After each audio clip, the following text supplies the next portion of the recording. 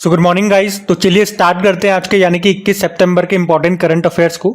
तो इस प्रश्न में आपसे पूछ रहे हैं कि अभी कुष्ठ रोग से मुक्त होने वाला दुनिया का पहला देश कौन सा बन गया है। तो आंसर होगा जॉर्डन। तो अभी वर्ल्ड हेल्थ ऑर्गेनाइजेशन ने जॉर्डन को कुष्ठ रोग को खत्म करने वाला या उससे मुक्त होने वाला दुनिया का पहला देश घोषित कर दिया है, क्योंकि जॉर्डन में 2 दशकों से अधिक समय से कुष्ठ रोग के किसी भी मामले की सूचना नहीं मिली है। कुष्ठ रोग, जिसे कोढ़ भी कहा जाता है, इंग्लिश में इसको लेप्रोसी कहते हैं, ये एक संक्रामक बीमारी है। बैक्टीरिया से होती है। कौन सा बैक्टीरिया? माइक्रोबैक्टीरियम लेप्री, इससे ये होता है। और इस बीमारी को हैंसन रोग भी कहते हैं। इससे त्वचा, नसें, आंखें और हमारा जो रेस्पिरेटरी सिस्टम है, श्वसन तंत्र, वो भी प्रभावित होता है। और इससे संबंधित एक दिवस भी हम मनाते हैं, वर्ल्ड लेप्रोसी डे। वो जनवरी के लास्ट संडे को मनाया जाता है। तो इस बार 2024 में ये हमने 30 जनवरी को मनाया और थीम क्या थी? Beat leprosy. बाकी जॉर्डन की यहाँ पे बात हुई है, तो ये रहा मैप में जॉर्डन। कैपिटल इसकी अम्मान है, करेंसी है जॉर्डेनियन दिनार। अभी 2-3 दिन पहले ही हमने पढ़ा था, अभी यहाँ के राजा हैं जो अब्दुल्ला II, उन्होंने जाफर अल हसन को यहाँ का प्रधानमंत्री नियुक्त किया था। तो इस प्रश्न से याद क्या रखना है कि WHO वर्ल्ड हेल्थ ऑर्गेनाइजेशन ने जॉर्डन को कुष्ठ रोग से मुक्त घोषित कर दिया है और कुष्ठ रोग से मुक्त होने वाला ये दुनिया का पहला देश बन गया है। तो प्रश्न इंपॉर्टेंट है। वर्ल्ड हेल्थ ऑर्गेनाइजेशन की बात करते हैं तो वर्ल्ड हेल्थ ऑर्गेनाइजेशन की स्थापना होती है 7 अप्रैल 1948 को, इसीलिए 7 अप्रैल को वर्ल्ड हेल्थ डे मनाते हैं। Headquarter Geneva, Switzerland. Director general है टेड्रोस अधानोम। आपको कुछ और भी पॉइंट यहाँ से संबंधित मैं आपको रिवाइज कराऊं तो एक तो याद रखना कि WHO ने सार्वजनिक स्वास्थ्य के लिए एक AI digital health promoter launch किया था, उसका नाम है सारा। गिरीश चंद्र मुर्मू को 2027 तक यानी कि 4 सालों के लिए WHO का बाहरी लेखा परीक्षक एक्सटर्नल ऑडिटर बनाया गया। WHO ने बताओ किसे दक्षिण पूर्व एशिया का क्षेत्रीय निदेशक बनाया? साइमा वाजेद को। और WHO ने एक भारतीय संस्थान है निमहंस, उसको नेल्सन मंडेला पुरस्कार 2024 से सम्मानित किया था। उसके अलावा WHO ने कोरोना वायरस के लिए अभी एक वैश्विक नेटवर्क कोविनेट को लॉन्च किया था। और WHO का मेनिनजाइटिस को खत्म करने का लक्ष्य क्या है? 2030 है। भारत के बाहर पहला जन औषधि केंद्र ये कहाँ पे खोला गया? ये भी अच्छा प्रश्न है। तो मॉरिशस में खोला गया है।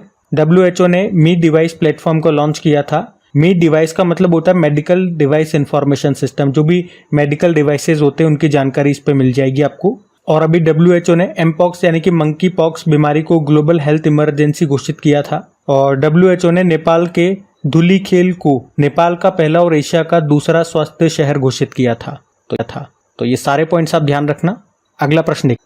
फिर अगला प्रश्न आपसे पूछ रहे हैं, अभी हाल ही में वर्ष 2024 का छठा यूनिकॉर्न कौन सा बन गया? तो आंसर होगा मनीव्यू। देखो यूनिकॉर्न आप सबको पता है, अगर कोई स्टार्टअप की वैल्यू, उसका मार्केट कैप $1 बिलियन हो जाता है तो उस स्टार्टअप को यूनिकॉर्न बोलते हैं। और अभी 2024 का छठा यूनिकॉर्न बन गया है मनीव्यू। मनीव्यू ये एक बंगलुरु का स्टार्टअप है, एक फिनटेक लैंडिंग कंपनी है ये, जो फाइनेंशियल टेक्नोलॉजी के क्षेत्र में काम करते हैं, उनको ये उधार देने का काम करती है। और इस तरह से 2024 का ये 6ठे नंबर का भारत का हमारा यूनिकॉर्न बन गया है। बाकी इससे पहले के 5 कौन कौन है जो 2024 में यूनिकॉर्न बने हैं भारत से, वो मैं आपको बता रहा हूँ। ये लिस्ट आपके सामने रख दी है मैंने, देखोगे आप। जनवरी में बना था कृत्रिम, और कृत्रिम याद रखना ये देश का पहला AI यूनिकॉर्न भी है।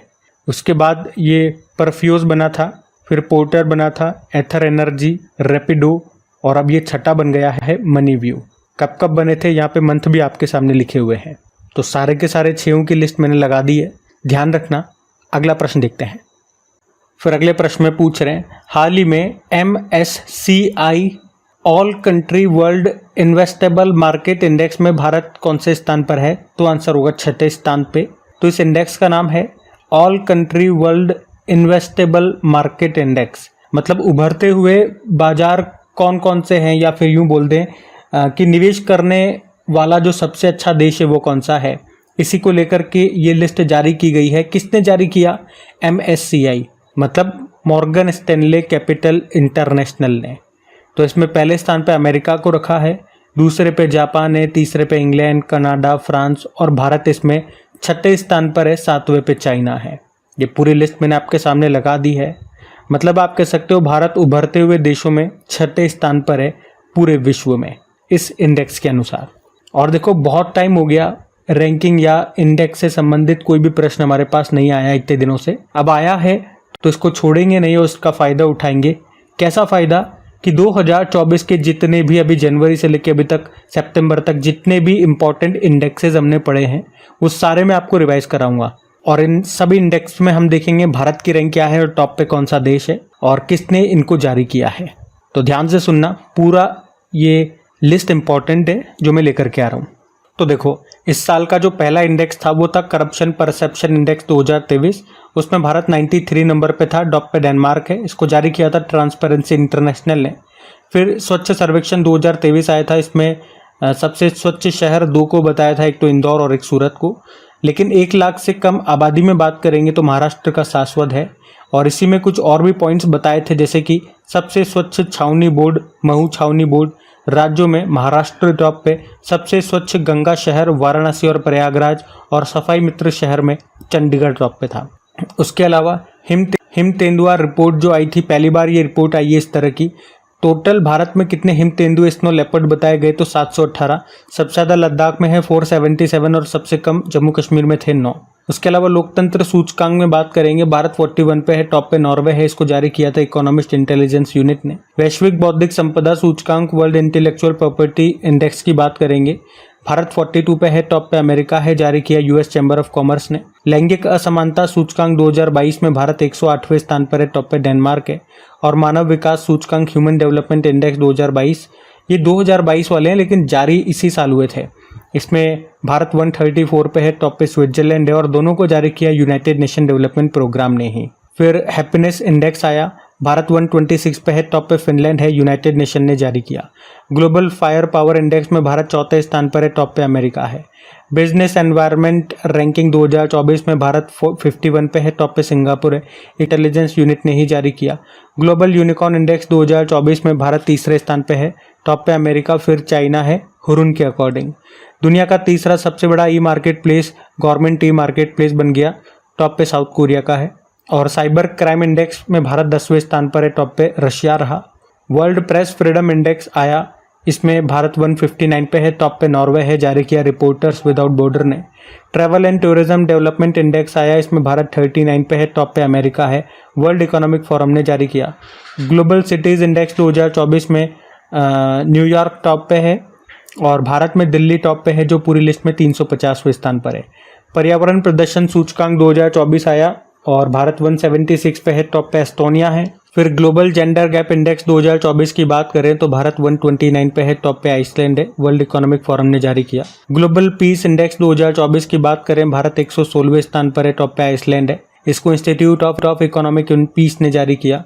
ग्लोबल एनर्जी ट्रांजिशन इंडेक्स में बात करें, भारत 63 पे है, टॉप पे स्वीडन है, वर्ल्ड इकोनॉमिक फोरम ने जारी किया। वर्ल्ड इन्वेस्टमेंट रिपोर्ट 2024 की बात करें, भारत 15वें स्थान पर है, टॉप पे अमेरिका है, अंकटाड ने जारी किया। सस्टेनेबल डेवलपमेंट रिपोर्ट आया, भारत 109 पे है, टॉप पे फिनलैंड है। और नीति आयोग ने जो सस्टेनेबल डेवलपमेंट इंडिया इंडेक्स जारी किया था, इसमें भारत का स्कोर 77 है और इसमें टॉप पे केरल और उत्तराखंड को बताया था। ग्लोबल लिवेबिलिटी इंडेक्स 2024 आया था, वियना इसमें टॉप पे बताया, इकोनॉमिस्ट इंटेलिजेंस यूनिट ने जारी किया था। प्राइम ग्लोबल सिटीज़ इंडेक्स आया, इसमें पहले स्थान पे मनीला है, दूसरे पे मुंबई और तीसरे पे दिल्ली है, नाइट फ्रैंक ने जारी किया। और अभी हमने पढ़ा था सकल पर्यावरण उत्पादन सूचकांक लॉन्च करने वाला पहला राज्य कौन सा है, तो याद रखना उत्तराखंड है। तो यहाँ पे 2024 के जितने भी इंपॉर्टेंट इंडेक्सेस बन रहे थे, लगभग 30 के आसपास सारे इंडेक्स मैंने आपको रिवाइज करना। अगला प्रश्न देखते हैं। और हाँ, अगर आप में से कोई स्टूडेंट पहली बार करे कि एग्जाम चैनल पे करंट अफेयर्स पढ़ रहे हैं तो आपको बता दूं कि इन सभी क्वेश्चंस का पीडीएफ आपको मिल जाएगा, और जो साथ में एक्स्ट्रा मैं आपको रिवीजन करवा रहा हूँ ये भी आपको पीडीएफ में ही मिल जाएंगी शीट्स, वो भी बिल्कुल फ्री में। कहाँ पे मिलेगा पीडीएफ, तो अपना टेलीग्राम चैनल है जिसका लिंक आपको नीचे डिस्क्रिप्शन बॉक्स में मिल जाएगा। जैसे लिंक पे क्लिक करेंगे डायरेक्ट आप अपने टेलीग्राम चैनल पे चले जाएंगे और वहाँ आप देखेंगे नीचे ज्वाइन का बटन होगा, तो उस ज्वाइन के बटन पे क्लिक कर लीजिएगा ताकि जब भी पीडीएफ अपलोड होगा, जब भी कोई वीडियो अपलोड होगा या मुझे कोई इन्फॉर्मेशन देना होगा तो उसका नोटिफिकेशन सबसे पहले आपको मिल सकेगा। और अगर सेशन आपको अच्छा लगे तो प्लीज़ वीडियो को लाइक ज़रूर कीजिएगा, अपने दोस्तों के साथ में स्टडी ग्रुप में एक बार शेयर ज़रूर कर देना। आज के वीडियो के लाइक का टारगेट रखते हैं 5000 लाइक का, तो इसे शेयर ज़रूर कीजिएगा प्लीज़। और जो हमारी सीरीज़ चल रही है जनवरी टू सितंबर सारे इंपॉर्टेंट क्वेश्चन हम कवर कर रहे हैं, तो उसका सेट नंबर 3 अभी मॉर्निंग में आ चुका है, तो उसको भी कवर लीजिएगा। और जिन्होंने सेट नंबर 1 और 2 नहीं देखे हैं तो वो प्लेलिस्ट में बना दूंगा आज, वो प्लेलिस्ट में आपको तीनों सेट मिल जाएंगे। अभी हम अगले प्रश्न की ओर बढ़ते हैं। फिर अगले प्रश्न में पूछ रहे हैं, अभी हाल ही में LCA यानी कि लाइट कॉम्बैट एयरक्राफ्ट जिसका नाम है तेजस, इसकी पहली महिला फाइटर पायलट कौन बन गई हैं? तो आंसर होगा मोहना सिंह। तो याद रखेंगे भारतीय वायुसेना की स्क्वाड्रन लीडर है मोहना सिंह। ये भी लाइट कॉम्बैट एयरक्राफ्ट तेजस उड़ाने वाली पहली महिला फाइटर पायलट बन गई हैं। और इस तरह से वे लाइट कॉम्बैट एयरक्राफ्ट तेजस को ऑपरेट करने वाली 18 फ्लाइंग बुलेट्स स्क्वाड्रन में शामिल हो गई हैं, उसका हिस्सा बन गई हैं। अभी आपको याद हो तो राजस्थान के जोधपुर में तरंग शक्ति अभ्यास का आयोजन हुआ था और वहीं पे उन्होंने ये LCA तेजस को उड़ाया है। तेजस ये पूरी तरह से स्वदेशी है, भारत में ही बनाया गया है। और किसने बनाया? हिंदुस्तान एरोनॉटिकल लिमिटेड ने, जिसका मुख्यालय कहाँ पर है? बंगलुरु में है। बाकी ऑप्शन में देखो, सुमन कुमारी बॉर्डर सिक्योरिटी फोर्स की पहली महिला स्नाइपर बनी है। और अवनी चतुर्वेदी सुखोई लड़ाकू विमान उड़ाने वाली पहली महिला पायलट बनी थी। और शिवांगी सिंह राफेल लड़ाकू विमान उड़ाने वाली पहली महिला पायलट बनी है। तो शिवांगी सिंह बता दिया मैंने आपको, राफेल उड़ाने वाली पहली महिला बनी थी। अवनी चतुर्वेदी हमने देखा सुखोई उड़ाने वाली पहली महिला पायलट। और अभी हमने देखा मोहना सिंह, ये तेजस को उड़ाने वाली पहली महिला फाइटर पायलट बनी है। तो तीनों के नाम ध्यान में रखना। अगला प्रश्न देखते हैं। तो अगले प्रश्न में पूछ रहे, अभी हाल ही में लॉन्च ISO UNDP PAS 53002 दिशा निर्देश का संबंध किससे है? तो आंसर होगा सतत विकास लक्ष्य।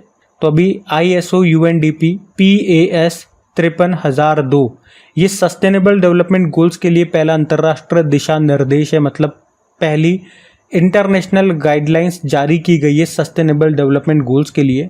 किसने जारी किया? ISO और UNDP ने। ISO मतलब होता है अंतर्राष्ट्रीय मानकीकरण संगठन, इंटरनेशनल स्टैंडर्डाइजेशन ऑर्गेनाइजेशन, जिसका स्थापना होता है 1947 में और मुख्यालय जेनेवा स्विट्जरलैंड में है। और यूनाइटेड नेशन डेवलपमेंट प्रोग्राम की स्थापना 1965 में होती है, जिसका मुख्यालय न्यूयॉर्क में है। अच्छा, सस्टेनेबल डेवलपमेंट गोल्स कितने हैं? 17 हैं, 2030 तक पूरे करने हैं। मतलब पर्यावरण को ध्यान में रखकर हमें विकास करना है, उसी के लिए ये लक्ष्य निर्धारित किए गए। तो इन गोल्स को तेजी से पूरा करने के लिए अभी पहली गाइडलाइंस जारी की गई है, जिसका नाम है ये PAS 53002। अच्छा, सस्टेनेबल डेवलपमेंट गोल से याद आया, देखो 17 गोल्स हैं। अगर मैं आप सभी से पूछता हूं कि किन किन स्टूडेंट्स को ये सारे के सारे सस्टेनेबल डेवलपमेंट गोल्स याद हैं विद नंबर्स, कि कौन से नंबर का गोल क्या बात करता है। जिनको याद है अच्छी बात है, और जिनको याद नहीं है मैं आपको पहले तो ये बता दूं कि एग्जाम में ये प्रश्न पूछे जा रहे हैं। अभी बहुत सारे एग्जाम और आप उठा करके देख लो, वहाँ पे यहाँ से प्रश्न आ रहे हैं। और मुझे कैसे पता? क्योंकि आप ही में से बहुत सारे स्टूडेंट्स हैं जो मुझे बताते हैं कमेंट करके कि ये प्रश्न उनके एग्जाम में पूछे गए थे, तो मुझे वहाँ से मालूम चलता है। और स्टूडेंट्स मुझे क्यों बताते हैं? क्योंकि इस टॉपिक के ऊपर मैंने एक ट्रिकी वीडियो बना करके दिया है। अगर वो वीडियो आप एक बार देख लेंगे तो यकीन मानना मेरा कि वो सारे नाम आपको एक ही बार में याद हो जाएंगे। दूसरी बार आपको वीडियो देखने की ज़रूरत भी नहीं है, या कोई और किताब या किसी और का वीडियो देखने की ज़रूरत नहीं है। तो जिन जिन स्टूडेंट्स ने वो वीडियो अपना देखा है ट्रिकी वाला, और उनके एग्जाम में जब वो प्रश्न आया तो वो बड़े हैप्पी होकर के, खुश होकर के मैसेज करते हैं कि हमारे एग्जाम में ये प्रश्न आया और हमने फटाक से आंसर कर दिया, हमारा 1 मार्क्स पक्का हो गया।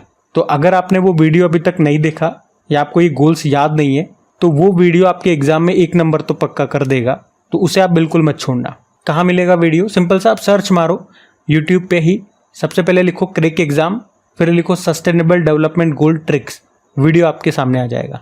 और मैं गारंटी से कह रहा हूँ, वीडियो देखने के बाद आप खुद से मैसेज करोगे कि मज़ा आ गया, सारे नाम याद हो गए एक ही बार में। तो आप देखना फिर बताना। अभी हम अगले प्रश्न की ओर बढ़ते हैं।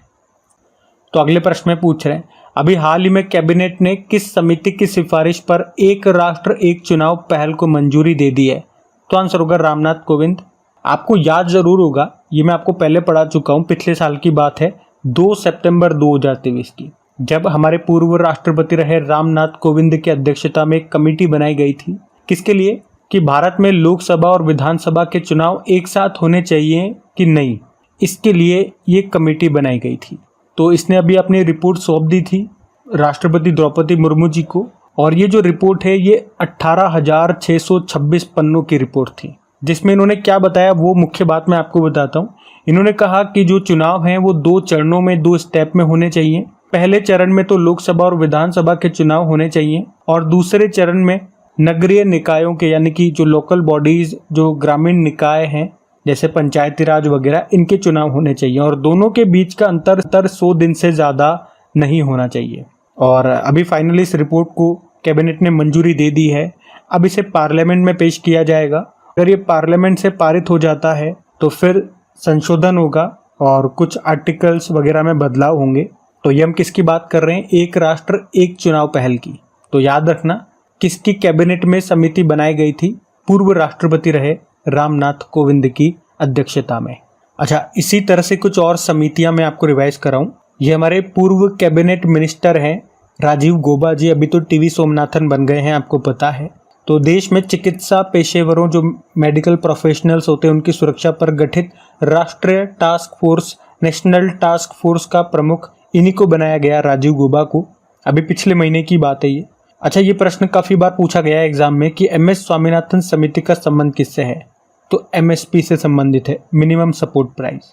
और राधाकृष्णन समिति की बात करें तो नेशनल टेस्टिंग एजेंसी ने पेपर लीक रोकने के लिए, या यूं कहें कि परीक्षाओं को पारदर्शी, ट्रांसपेरेंट बनाने के लिए इनकी अध्यक्षता में एक कमेटी बनाई थी। और जस्टिस ब्रिजेश समिति बनाई गई हाथरस कांड की जांच के लिए। शिवरमन समिति की बात करें तो इसकी सिफारिश पे ही नाबार्ड की स्थापना हुई थी 12 जुलाई 1982 1982 में। नरसिम्हन समिति का संबंध बैंकिंग रिफॉर्म से है।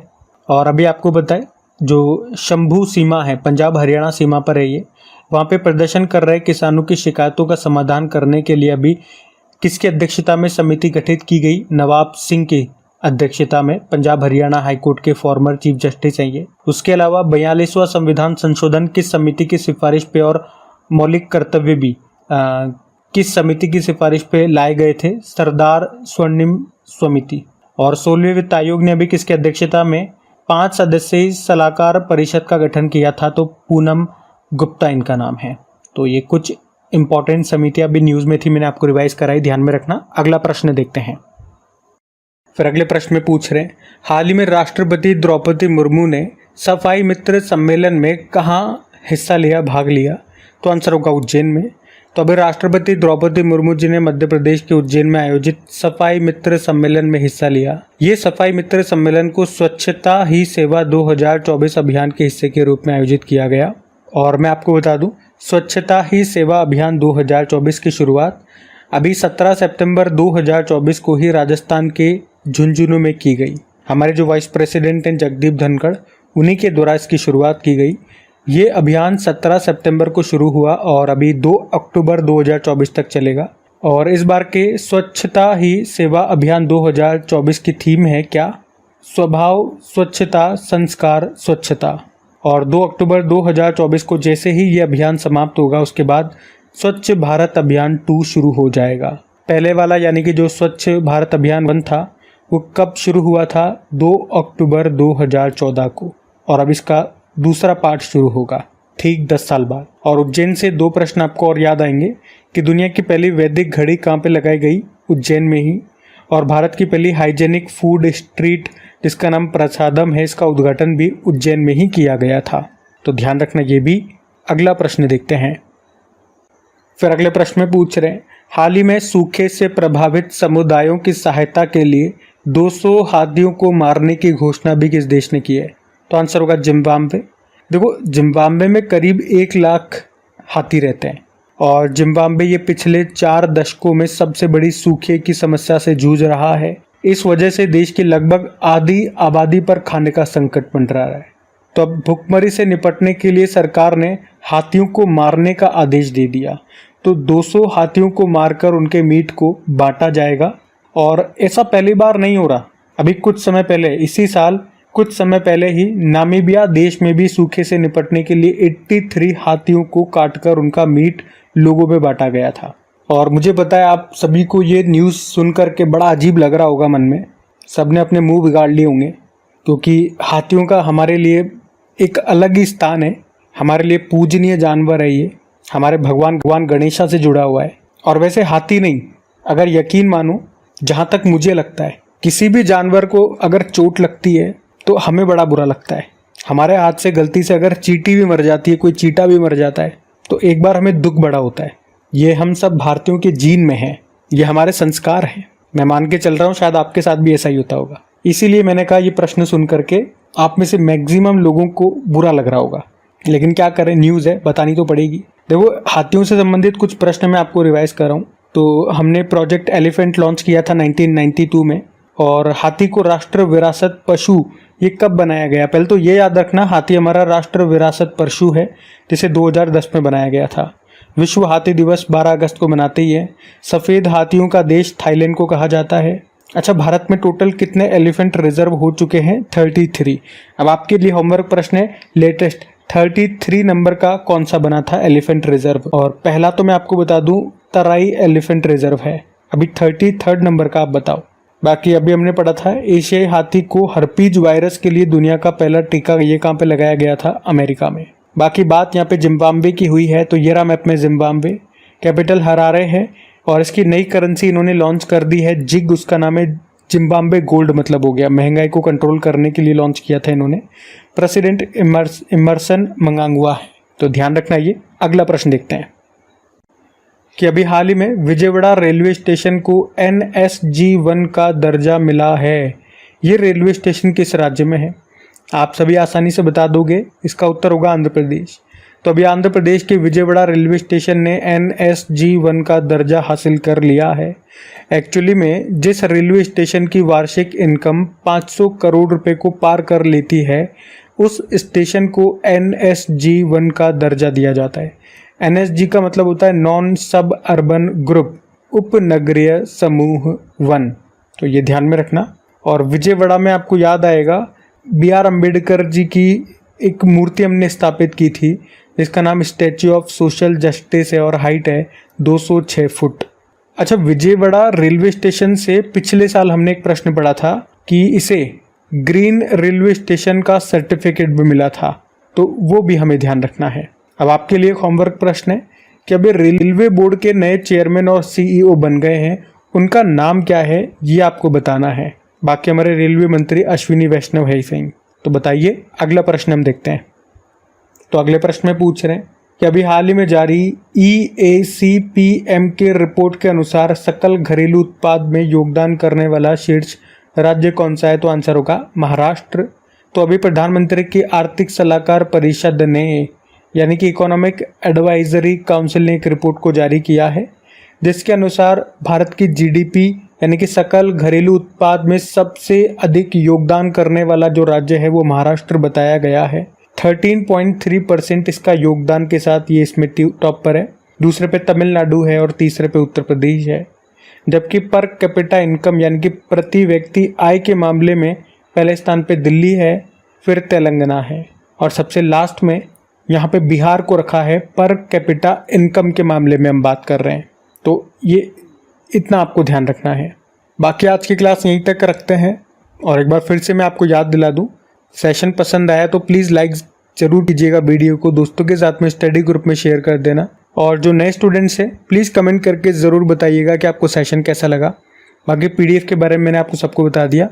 चलो अभी कल के करंट अफेयर्स का क्विक रिविजन करते हैं और सेशन एंड करते हैं। तो यहाँ पे हम 20 सितंबर के इंपॉर्टेंट करंट अफेयर्स का क्विक रिवीजन कर रहे हैं। पहला प्रश्न पूछा, इसरो के वीनस ऑर्बिटर मिशन या शुक्रयान मिशन का स्वीकृत बजट क्या है? 1236 करोड़ रुपए। फिर पूछा, एलन मस्क की कंपनी ने दृष्टिहीनों के लिए एक डिवाइस बनाया, उसका नाम क्या है? Blind site. फिर पूछा कि 2026 के जो कॉमनवेल्थ गेम्स है वो कहाँ पर होंगे? तो आंसर होगा ग्लासगो में। और विश्व खाद्य भारत 2024 सम्मेलन का भागीदार देश कौन है? तो जापान है। मध्य प्रदेश हाईकोर्ट के चीफ जस्टिस कौन बन गए? सुरेश कुमार कैत। प्रधानमंत्री जनजातीय उन्नत ग्राम अभियान के लिए कितने बजट को मंजूरी दी गई? 79,156 करोड़ रुपए। और नालको यानी कि नेशनल एल्यूमिनियम कंपनी लिमिटेड के CMD कौन बन गए? विजेंद्र प्रताप सिंह। भारत सरकार ने 30 टन पेलोड क्षमता वाले किस पुनः प्रयोज्य प्रक्षेपण यान को मंजूरी दी है? NGLV यानी कि नेक्स्ट जनरेशन लॉन्चिंग व्हीकल। फिर हमने पढ़ा भी केंद्रीय मंत्रिमंडल ने बायो राइड योजना को मंजूरी दी है। इसमें प्रस्तावित खर्च कितना होगा? 9,197 करोड़ रुपीस। और आखिरी प्रश्न है कि पेजर विस्फोटों से कई लोगों की भी मृत्यु हो गई, कहाँ पे? तो लेबनान में। तो चलो भी कल का होमवर्क प्रश्न देखते हैं और सेशन भी एंड करते हैं। तो कल के वीडियो में आपसे पूछा था रिलायंस ग्रुप ने अभी कौन सा AI सूट लॉन्च किया, तो आंसर होगा ब्रेन। आप सभी ने प्रश्न का बिल्कुल सही उत्तर दिया। अब ये रहा आज का आपका होमवर्क प्रश्न।